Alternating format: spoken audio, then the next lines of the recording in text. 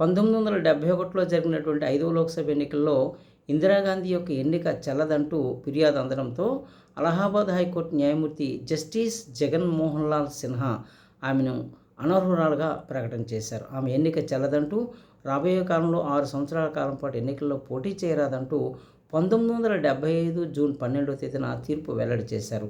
దీన్ని సవాల్ చేస్తూ చాలా పెద్ద ఎత్తున ఇందిరాగాంధీ ప్రభుత్వంపై నిరసనలు రావడం జరిగింది.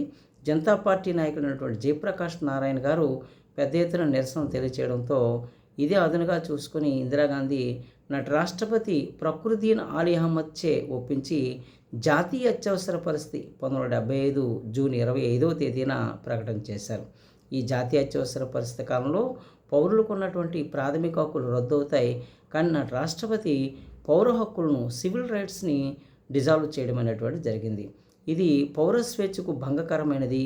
జాతీయ అత్యవసర పరిస్థితి అనేది 352 నిబంధన ప్రకారము ఇందిరాగాంధీ ప్రభుత్వం విధించడం అనేది చాలా పెద్ద ఎత్తునటువంటి పొరపాటు జరిగినట్టుగా మనం తెలియజేయవచ్చు.